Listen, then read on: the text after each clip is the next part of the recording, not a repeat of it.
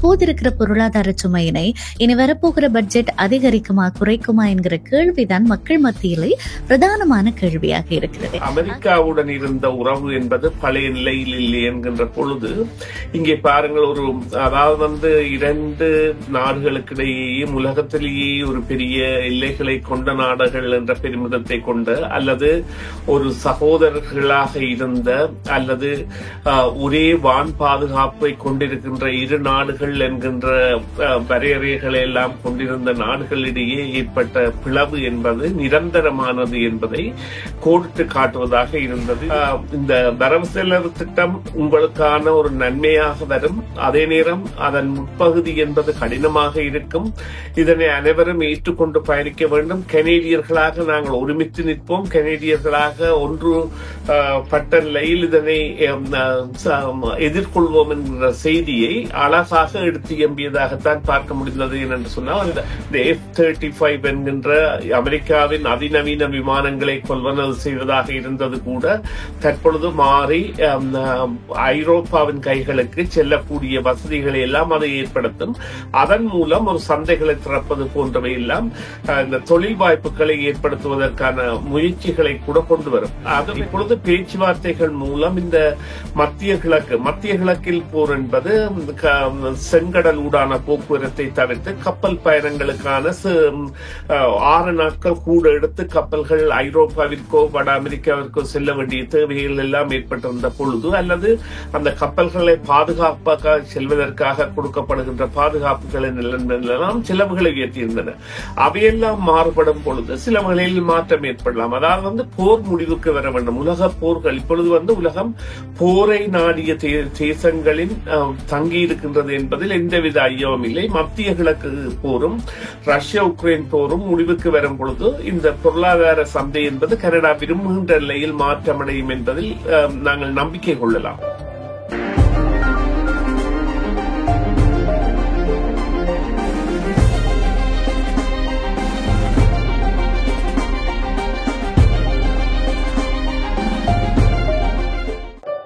இது வழக்கமாக நாங்கள் சமூக அரசியல் தளங்கள் நிகழும் மிக முக்கியமான விடயங்களை பேசுவதற்கான நேரமாக இருக்கிறது. அந்த வகையிலே கனேடிய பிரதமர் மாகாணி அவர்கள் சற்று நேரத்திற்கு முன்னம் தன்னுடைய பட்ஜெட் உரையினை நிகழ்த்தி இருக்கிறார். அது பட்ஜெட் உரையாக மாத்திரமல்லாமல் தற்பொழுது இருக்கிற முழுமையான பொருளாதார சூழ்நிலைகள் குறித்து பெரும்பாலும் பேசியிருக்கக்கூடிய ஒரு உரையாக இருக்கிறது. ஆக அது குறித்து நாம் பேசுவதற்கு நிறைய விடயங்கள் இருக்கிறது. காரணம், இந்த இனி வரப்போகிற பட்ஜெட் என்பது நிச்சயமாக செலவு கட்டுப்பாட்டை கொண்ட ஒன்றாகவும் செலவுகளை எவ்வளவு குறைக்க முடியுமோ அவ்வளவு குறைத்து முதலீடுகளை அதிகப்படுத்துவதற்கான இரண்டையும் ஒரே நேரத்தில் செய்வதற்கான ஒரு பட்ஜெட்டாக இருக்கும் என்று சொல்லி இருக்கிறார். அதே நேரம் மிகப்பெரிய ஒரு மாற்றமாக இதுவரைக்கும் பெருமளவு கனடா அமெரிக்க பொருளாதாரங்கள் ஒன்றிலே ஒன்று தங்கி இருந்த ஒன்றாக இருந்த நிலை போய் இனி வரப்போகிற பட்ஜெட்டிலே இரட்டிப்பான அளவு ஏற்றுமதியினை கனடா அமெரிக்கா தவிர்த்து மற்ற நாடுகளுக்கு செய்வதற்கு இந்த பட்ஜெட் மூலமாக வழி ஏற்படும் என்று சொல்லி இருக்கிறார். ஆக இது எவ்வாறு அதுல இன்னும் மிக முக்கியமாக கானியினுடைய அரசாங்கம் என்பது ஒரு மைனாரிட்டி கவர்மெண்ட். இந்த மைனாரிட்டி கவர்மெண்ட் என்பது எவ்வளவு தூரம் வரப்போகிற இந்த புதிய பட்ஜெட்டுக்கு எதிர்கட்சியினுடைய ஆதரவை பெற்றுக் கொள்வதற்கான சாத்தியப்பாடு இருக்கிறது என்பதெல்லாம் கேள்விக்குறியாக இருக்கிறது. எல்லாவற்றுக்கும் மேலே இப்போது இருக்கிற பொருளாதார சுமையினை இனி வரப்போகிற பட்ஜெட் அதிகரிக்குமா குறைக்குமா என்கிற கேள்விதான் மக்கள் மத்தியிலே பிரதானமான கேள்வியாக இருக்கிறது. ஆக இவைகள் எல்லாவற்றையும் குறித்து நாங்கள் பேச போகிறோம். சுரேஷ் தர்மாவை இந்த உரையாடலுக்காக இணைத்துக் கொள்ளலாம். வணக்கம் தர்மா. வணக்கம் பிரியா. வணக்கம் நேர்களே. மற்றொரு உரையாடலே உங்களை சந்திப்பதில் மகிழ்ச்சி தர்மா. நான் சொன்னது போல மாகாணியினுடைய இந்த பட்ஜெட் உரை குறித்து உங்களுடைய கருத்து எவ்வளவு தூரம் முதலீட்டையும் அதே நேரம் செலவு கட்டுப்பாடு இவைகள் இரண்டையும் ஒரு சேர இப்போது இருக்கிற நிலைமையிலே சாத்தியப்படுத்த முடியும் என்று நினைக்கிறீர்கள்? நிச்சயமாக. நீங்கள் அதாவது இப்பொழுது சற்று ஒரு மணித்தியாலத்துக்கு முதல் அல்லது 1.5 மணித்தியாலத்துக்கு முதல் இடம்பெற்ற உரையினை கவனித்திருக்கின்றீர்கள். அது மிகவும் வரவேற்கத்தக்கது. அதில் உள்ள முக்கிய புள்ளிகளை கோடிட்டு காட்டியிருந்தீர்கள். ஆமாம், இது ஒரு வரலாற்று முக்கியத்துவம் வாய்ந்த உரையாக எடுக்க வேண்டும் என்று சொன்னால், இந்த அமெரிக்கா கனடாவிற்கு இடையேயான உறவில் பழுது விழுந்து விட்டது என்பதற்கான அத்திவாரமாக இந்த உரை இருக்கின்றது. அவருடைய உரையின் ஆரம்பத்திலேயே அவர் குறிப்பிட்ட விடயம் ஏற்கனவே அதை சில வேளைகளில் குறிப்பிட்டிருந்தாலும் இன்று இந்த பல்கலைக்கழக மாணவர்களுக்கு ஒட்டாவாவில் வைத்து இந்த வரவு செலவு திட்டத்தை பற்றியதான உரை என்பது நாடு முழுவதும் ஒளிபரப்பப்பட்டதாகவும் நாட்டு மக்களால் பார்க்கப்பட்டதாகவும் இருந்த நிலையில் அதனை அவர் தெரிவிக்கின்ற பொழுது அமெரிக்காவுடன் இருந்த உறவு என்பது பழைய நிலையில் இல்லை என்கின்ற பொழுது இங்கே பாருங்கள், ஒரு அதாவது இரண்டு நாடுகளுக்கிடையேயும் உலகத்திலேயே ஒரு பெரிய எல்லைகளை கொண்ட நாடுகள் என்ற பெருமிதத்தை கொண்ட அல்லது ஒரு சகோதரர்களாக இருந்த அல்லது ஒரே வான் பாதுகாப்பை கொண்டிருக்கின்ற இரு நாடுகள் என்கின்ற வரையறைகளை எல்லாம் கொண்டிருந்த நாடுகளிடையே ஏற்பட்ட பிளவு என்பது நிரந்தரமானது என்பதை கோடிட்டு காட்டுவதாக இருந்தது. இது கவலை தருவதாக இருந்தாலும் கனேடியர்களை பாதிப்பதான நடவடிக்கைகளை அமெரிக்கா தொடர்ந்து எடுத்து வருவதால் இவ்வாறான ஒரு முடிவுக்கு செல்ல வேண்டியது என்பதும் அதிலிருந்து எவ்வாறு மீள வேண்டும் என்பதை தெரிவிப்பதாகவும், அதாவது நாங்கள் தாக்கப்பட்டு விட்டோம், பாதிக்கப்பட்டு விட்டோம் என்கின்ற கருத்தியல் இல்லாமல் எங்களால் எவ்வாறு இந்த பொருளாதாரம் முன்னெடுத்து செல்லப்பட போகின்றது, எவ்வாறு நாங்கள் இந்த பொருளாதாரத்தில் ஏனைய நாடுகளை இணைக்கப் போகின்றோம், எவ்வாறு ஏற்றுமதிகளை அமெரிக்கா தவிர்த்து செய்ய போகின்றோம் போன்றவற்றை எல்லாம் ஒரு அறுதியான, ஒரு தெளிவான, ஒரு சாந்தமான முறையில் தெரிவித்ததான ஒரு உரையாகவும் அல்லது மக்களை உணர்ச்சி வசப்படுத்தாத அதே நேரம் பாதுகாப்பாக நாங்கள் ஒரு சிறிதே பொருளாதார முடக்கத்திற்குள் அல்லது எங்களுடைய பொருளாதார சுருக்கத்திற்கு செல்ல போகின்றோம், அடுத்தவர்களை நீங்கள் கவனிக்க வேண்டும், அயலவர்களை எங்கள் எப்படி இருக்கின்றீர்கள் என்பது போன்ற சொல்லாடல்கள் மூலம் நாங்கள் செல்ல போகின்ற பயணத்தில் ஏற்பட போகின்ற இந்த பொருளாதார நெருக்கடிகளை கோடிட்டு காட்டுவதாக இது அமைந்திருந்தது. அதிலும் குறிப்பாக இந்த வரவு செலவு திட்டத்தில் பாரிய வெட்டு ஒன்று, அதாவது துண்டு விழுகின்ற தொகையை கொண்டிருக்கின்ற வரவு செலவு திட்டமாக இது இருக்கின்ற பொழுது இதனை எதிர்கட்சிகள் அங்கீகரிக்குமா ஆதரிக்குமா என்கின்ற கேள்விகளை தாண்டி இதற்கு முன்னராக எதிர்கட்சியின் முக்கியவர்களான பிளாக் கியூபெக்வா மற்றும் கன்சர்வேட்டிவ் கட்சி ஆகியவற்றின் தலைவர்களை பொலிவில் உட்பட சந்தித்து நான்கு சுவருக்குள் அவர்கள் கதைக்க வேண்டியதை கதைத்து அதை இரண்டு பக்கமும் வெளிவிடவில்லை என்ன கதைத்தார்கள் என்று. ஆனால் அதை தாங்கள் கதைத்தவற்றை வெளியே கூறவிட்டாலும் அதற்கு முன்னதாக தான் இவ்வாறு ஒரு உரைக்கு செல்வதற்கு முன்னாக அவர்களையும் கதைத்து விட்டுத்தான் இந்த உரையை அவர் வெளியிட்டிருக்கின்றார். இதன் மூலம் எதிர்கட்சிகள் பாராளுமன்றத்தை கவிழ்ப்பதற்கோ அல்லது வரவு செலவு திட்டத்தை தவிர்ப்பதற்கோ இடமில்லாத வகையில் இந்த உரை அவர்களுக்கான ஒரு பாதுகாப்பு ஆயுதமாக இருந்திருக்கின்றது.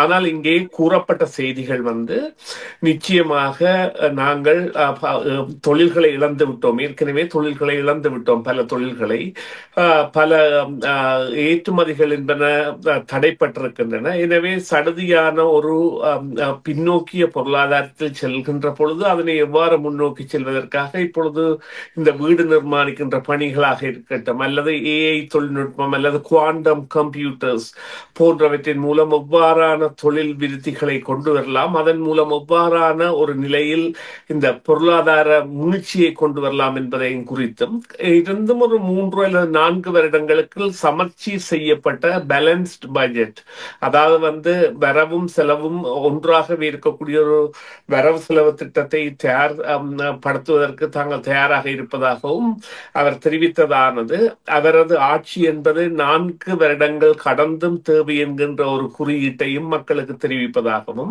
அதே நேரம் இந்த பொருளாதார வளர்ச்சியின் பொழுது சில தாக்கங்கள் கூட ஏற்படும், தொழில்கள் இழப்பதற்கான சந்தர்ப்பங்கள், தொழில் குறைப்புகள், குறிப்பாக அரச தொழில் குறைப்புகள் எவ்வாறு அவர் அதாவது பல இடங்களில் சந்தைப்படுத்தப்படுகின்ற அல்லது பல இடங்களில் பெறப்படுகின்ற சேவைகள் ஒருங்கிணைக்கப்பட்ட வகையில் பெறப்படலாம் என்கின்ற முறை அறிமுகப்படுத்தப்படும் பொழுது அதன் மூலம் நிச்சயமாக பல திணைக்களங்களிலும் அரசு திணைக்களங்களிலும் வேலை குறைப்புகள் என்பன எல்லாம் மேற்கொள்ளப்பட போகின்றன. எனவே இது மக்களுக்கு அதாவது யானை முன்னே வருகின்ற ஒரு மணியோசை போன்று இந்த வரவு செலவு திட்டம் உங்களுக்கான ஒரு நன்மையாக எளிமையாக வரும், அதே நேரம் அதன் முற்பகுதி என்பது கடினமாக இருக்கும். இதனை அனைவரும் ஏற்றுக்கொண்டு பயணிக்க வேண்டும். கனேடியர்களாக நாங்கள் ஒருமித்து நிற்போம். கனேடியர்களாக ஒன்று பட்ட நிலையில் இதனை எதிர்கொள்வோம் என்கிற செய்தியை அழகாக எடுத்து எம்பியதாகத்தான் பார்க்க முடிந்தது. என்று சொன்னால் அந்த உணர்ச்சி வசப்படுதல் தவிர்த்து உண்மைகளின் தன்மைகளை வெளிப்படையாக குறிப்பிட்ட ஒரு உரையாக நாங்கள் இதனை பார்க்கலாம். இதை எதிர்பார்க்கப்படாத ஒரு உரையாக கூட இருந்தது.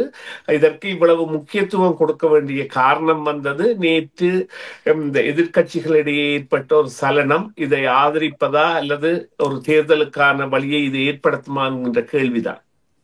நிச்சயமாக நீங்கள் சொன்னது போல இதுவரைக்கும் பழக்கப்பட்ட ஒரு பொருளாதார சூழல்ல இருந்து ஒரு புதிய பொருளாதார சூழலுக்கு ஒரு திடீர் மாற்றத்தினை ஒரு ஸ்விட்சனை ஏற்படுத்துவது என்பது ஒரு டிராஸ்டிக்கான ஒரு சேஞ்சை கொண்டு வரும் என்பதில் மாற்றம் இல்லை. அதற்கு கனேடிய பிரதமராக மக்களை தயார்படுத்துகிறது போலான உரையாகத்தான் அது இருந்தது. நிறைய புதிய பரிமாணங்களை எடுக்க வேண்டியிருக்கும், புதிய பரிசோதனைகளை செய்ய வேண்டியிருக்கும் இந்த பொருளாதாரம் சார்ந்து. அதற்கெல்லாம் தயார்படுத்துவது போலத்தான் அந்த உரை முன்கூட்டிய தயார்படுத்தல் போலத்தான் இருந்தது நீங்கள் சொன்னது போலவே. இந்த வரவு செலவு திட்டத்திலே எவ்வளவு தூரம் மக்கள் நலன் சார்ந்த திட்டங்கள் வரப்போகிறது? குறிப்பாக அவர் ஒரு இடத்துல இந்த பற்சிகிச்சைகள், மக்கள் மனநலம், உடல்நலம் சார்ந்த விடயங்கள் இவைகள் எல்லாம் இடம்பெறுவதாக சொல்லியிருந்தார். இப்படி நாங்கள் என்னத்தை எல்லாம் எதிர்பார்க்கலாம்? நிச்சயமாக இளையவர்களுக்காக மீண்டும் அறிவுறுத்தப்பட்டது அவர்களுக்குரிய, அதாவது வீடமைக்கும் திட்டங்கள், அதாவது வீடமைப்பு மாதிரி இந்த இவர்கள் இப்பொழுது செய்ய போகின்ற வீடமைக்கும் திட்டங்கள் என்பன ஏற்கனவே தயார் செய்யப்பட்ட பொருட்களை வேறு இடங்களில் தயார் செய்து கொண்டு வந்து பொருத்துதல் போன்றவற்றின் மூலம் செய்வதன் மூலம் அங்கு ஏற்படக்கூடிய கார்பன் வாயு தேவைகள் பல, அதாவது சூழல் மாசடைகள் போன்றவற்றை தவிர்ப்பதோடு பலத்திற்கு தொழில் கொடுப்பதோடு இல்ல வயதினருக்கான வீட்டு அல்லது முதலாவது தரம் வீடு வாங்குபவர்களுக்கான இந்த வீட்டு ஒரு உரிமானத்தை கொடுப்பதற்கான முயற்சிகளும், அதே மூலம் வீடு சந்தையில், அதாவது இந்த அஃபோர்டபிள் ஹவுசிங் எனப்படுகின்ற வருமானத்துக்கு ஏற்ப வசிக்கக்கூடிய வீட்டு சந்தையில் ஏற்பட்டுள்ள ஒரு தளர்ச்சியை இல்லாது செய்வதும், அதன் மூலம் பல நான் ப்ராஃபிட் ஹவுசிங் கோஆபரேஷன் உருவாகலாம். அதன் மூலம் தொழில் வாய்ப்புகளும் மற்றும் இந்த வீட்டு சந்தையில் இந்த உயர்ந்த உயர்ந்த வாடகை என்பது இல்லாத மாதிரியான செயற்பாடுகள் எல்லாம் ஏற்படக்கூடிய சாத்தியக்கூறுகள் மற்றும் அவர் குறிப்பிட்ட அந்த வசதிகள், அதாவது முதியோருக்கான வசதிகள் மற்றும் அந்த தொழில், அதாவது இழந்தவர்களுக்கான அந்த ரிபேட்ஸ் என்பதை விட அவர்களுக்கான சப்சிடி போன்றவற்றை எல்லாம் கொடுக்கக்கூடிய சாத்தியக்கூறுகளை எல்லாம் உள்ளடக்கியதாக இருக்கும். அதனை ஏற்கனவே இந்த நிதி அமைச்சர் தனது உரையின் பொழுது குறிப்பிட்டது போல இந்த நிதி மோசடிகளை கண்காணித்தல், மற்றது இன்றும் குறிப்பிட்டிருந்தார் ஒரு விடயத்தை, 1000 புதிய போலீஸ் RCMP போலீசாரை பதவிக்கு அமர்த்துவது, பாதுகாப்பு படையின் திடத்தை அதிகரிப்பது போன்றவற்றை எல்லாம் தெளிவாக தெரிவித்திருந்தார்.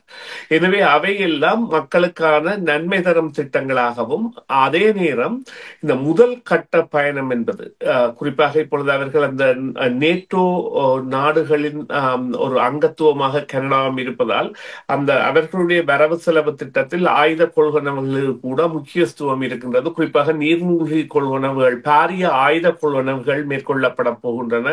ஆர்ம்ஸ் ப்ரொக்யூர்மெண்ட் அது உண்மையிலேயே ஐரோப்பிய நாடுகளின் சந்தையில் பெரிய ஒரு மாற்றத்தை ஏற்படுத்தும். அதே நேரம் கனடாவிற்கும் ஒரு வசதியை கொண்டு வரும். குறிப்பாக இந்த F-35 என்கின்ற அமெரிக்காவின் அதிநவீன விமானங்களை கொள்வனவு செய்வதாக இருந்தது கூட தற்பொழுது மாறி ஐரோப்பாவின் கைகளுக்கு செல்லக்கூடிய வசதிகளை எல்லாம் அதை ஏற்படுத்தும்.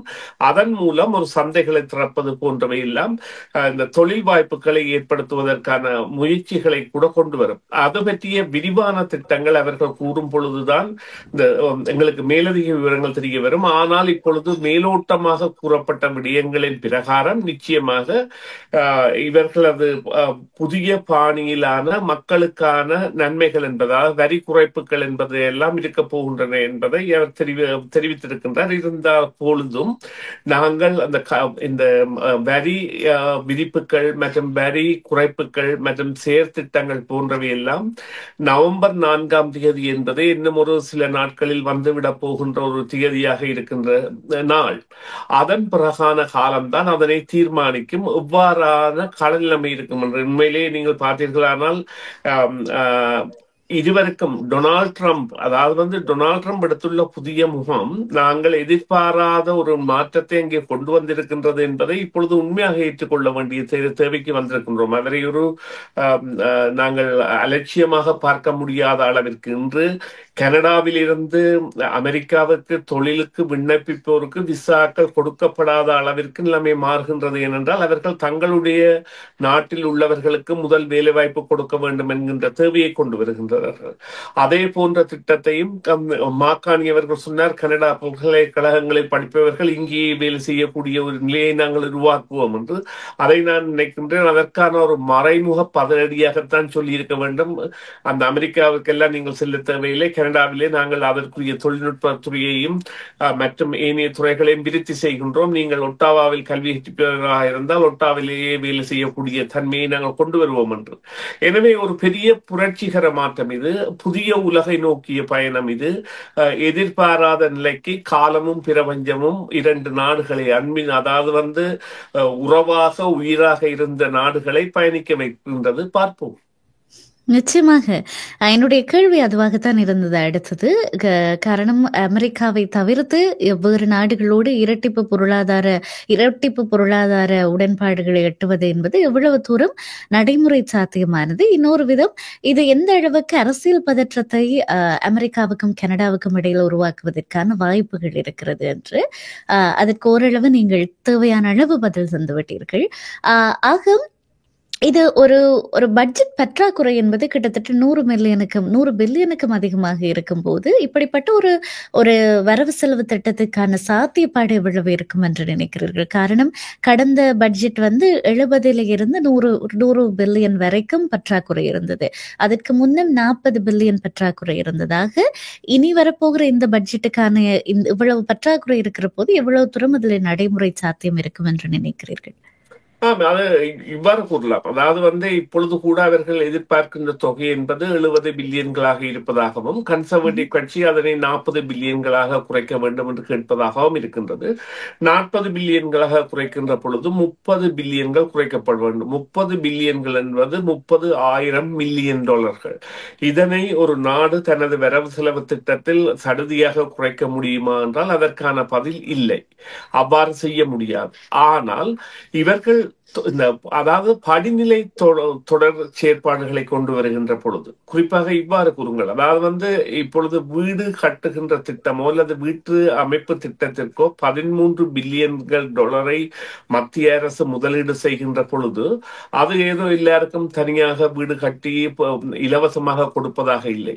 அது அங்கே பல தொழில் சார்ந்த துறைகள், அது பொறியியலாளர்களாக இருக்கலாம், கட்டிட தொழிலாளர்களாக இருக்கலாம், உற்பத்தியாளர்களாக இருக்கலாம், மர விநியோகஸ்தர்களாக இருக்கலாம், அனைவருக்கும் உரிய ஒரு சாதாரண ஒரு கொடுப்பனவு அல்லது பங்கீடாகவும் மிகுதி தொகை என்பது மக்களுடைய முதலீடாகவும் வருகின்ற பொழுது அதனுடைய ஈட்டம் என்பது நிச்சயமாக ஒரு வருவாயை தருவதாக மாற்றமடையக்கூடியதாக இருக்கும்.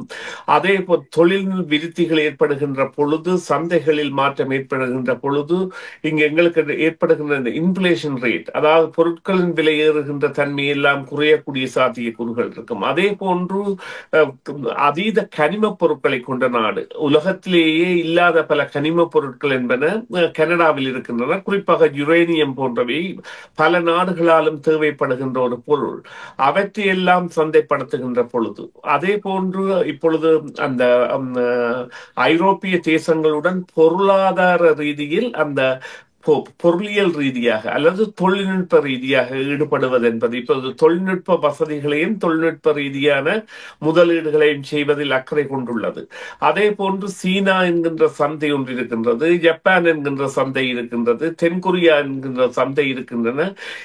இந்த சந்தைகளின் பயன்பாடுகள் எல்லாம் கனடாவிற்கான ஒரு தொடர் பங்கீடாகவும் தொடர் முயற்சியாகவும் வரக்கூடியதாக இருந்தாலும் கனடா தான் விரும்புகின்ற தேசங்கள். இவ்வாறு இப்பொழுது நாங்கள் உதாரணமாக ஒரு பேச்சு வழக்கு எடுப்போமாக இருந்தால் இன்று எந்த ஒரு தேசத்தவனும் தன்னுடைய நாட்டின் உணவுப் பொருட்களையோ எதையுமே உடனடியாக அவற்றை ஃப்ரெஷ்ஷாக வாங்கக்கூடிய நிலை என்பது தாராளமாக இருக்கின்றது. அந்த சந்தைகள் விரியக்கூடிய தேவைகள் என்பன எதிர்காலத்தில் ஏற்பட்டுவிடும். அவ்வாறான நிலைகளின் மூலம் ஒரு பாரிய மாற்றம் ஒன்று ஏற்படும். அந்த மாற்றம் என்பது நிச்சயமாக உங்களுடைய கேள்விக்கான அந்த முதலாய பதிலாக அல்லது முடிவான பதிலாக கூறுவதான இருந்தால் அந்த மாற்றம் என்பது நிச்சயமாக நடைமுறை சாத்தியங்களை பொறுத்ததாகத்தான் இருக்க போகின்றது. இப்பொழுது பார்த்தீர்களானால் இந்த உக்ரைன் ரஷ்யா போர் வந்தவுடன் என்ன காரணம் என்று தெரியாமல் பார ஊர்திகளின் ஓட்டங்கள் எல்லாம் வட அமெரிக்காவில் ஒரு தேக்க நிலையை அடைந்திருந்தன. அது பொருளாதார மந்த நிலைக்கு கொண்டு வந்திருந்தது.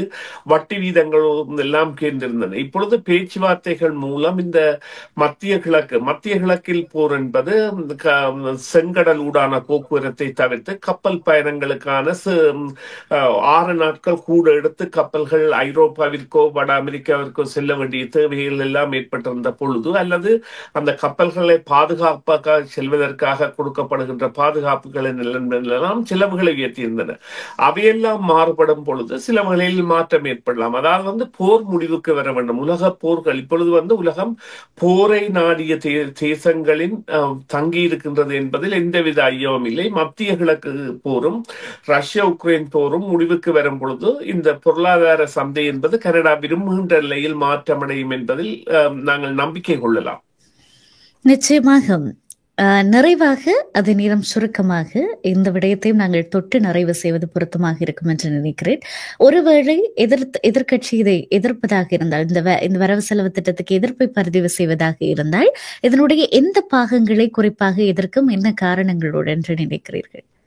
இல்லை, அவர்கள் எதிர்ப்பு தெரிவிப்பதாக இருந்தால் தாங்கள் விரும்புகின்ற திட்டங்களை கொண்டு வர வேண்டும் என்று. அவ்வாறு வந்தால் கூட பரவாயில்லை. ஆனால் தேர்தல் ஒன்றிற்கு வழிவகுப்பார்களா இருந்தால் அது அவர்களுடைய ஆசை என்கின்ற ஒரு சவப்பட்டிக்கு அடிக்கின்ற ஆணியாக இருக்கும். ஏனென்றால் மக்கள் அவ்வளவு வெறுப்பில் இருக்கின்றார்கள். $300 மில்லியன் இப்பொழுது தேர்தலுக்காக செலவழிப்பதற்காக மக்கள் தயாரில்லை. எனவே அவர்கள் தாங்கள் விரும்புகின்ற திட்டங்களை நடைமுறைக்கு கொண்டு வரலாம். ஆனால் கொண்டு வந்தால் கூட அதில் நன்மை அடைய போகின்ற கட்சியாக லிபரல் தான் இருக்கும். இன்று மாக்காணி அவர்கள் அந்த டென்டல் கேர் சம்பந்தமாகவும் சைல்ட் கேர் சம்பந்தமாகவும் குறிப்பிட்டிருந்தார். இதன் அடிநாதம் யார் என்று பார்த்தீர்கள் என்றால் புதிய ஜனநாயக கட்சி கடந்த ஆட்சியில் அழுத்தம் கொடுத்துத்தான் இதனை கொண்டு வந்தது. ஆனால் அதன் பெயர் சென்ற இடம் லிபரல் கட்சி. அதே போன்றுதான் ஏற்படும். எனவே அவர்கள் இந்த பட்ஜெட்டை இந்த முறை இந்த முறை கட்சி சார்பாக யாரும் பார்க்க முடியாது. தேசத்தின் மீது பற்றுள்ள ஒரு கனேடியனாக இருந்தால் அவர்கள் தேசத்தை நோக்கிய செயற்பாட்டில் ஈடுபட வேண்டிய தேவையை தான் நாங்கள் கண்கூடே பார்க்கின்றோம். அதுதான் உங்களுக்கு கேள்விக்குரிய விடை.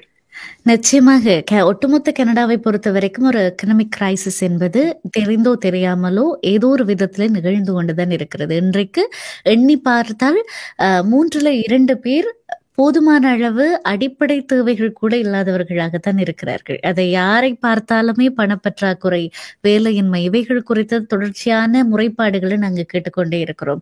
ஆக ஒட்டுமொத்தமாக கனேடியர்களாக கனடாவுக்கு வேலை சேர்க்கிற ஒரு வரவு செலவு திட்டத்தை உருவாக்கி நடைமுறைப்படுத்தி அதற்கு ஆதரவு வழங்க வேண்டிய காலகட்டம் இந்த காலகட்டம். பொறுத்திருந்து பார்க்கலாம் இந்த வரவு செலவு திட்டம் எவ்வாறு மாற்றங்களை கொண்டு வரப்போகிறது, எவ்வாறு அங்கீகாரம் பெறப்பட்டு நடைமுறைப்படுத்தப்பட போகிறது என்று. மிக்க நன்றி சுரேஷ் தர்மா இந்த உரையாடலில் இணைந்தமைக்காக. நன்றி பிரியா, நன்றி நேயர்களே. மீண்டும் ஒரு பொழுதில் சந்திப்போம். சிஎம்ஆர் யூடியூப் சேனலில் இணைந்திருக்கும் நேயர்கள் அனைவருக்கும் எமது நன்றி. காமெண்ட்ஸ் பகுதியில் உங்கள் கருத்துக்களை தெரிவிக்க தவறாதீர்கள். முக்கிய செய்திகள், காணொளி தொகுப்புகள், நேர்காணல் என பலதரப்பட்ட அம்சங்களையும் உங்களுக்காக தருகின்றது சிஎம்ஆர் யூடியூப் சேனல்.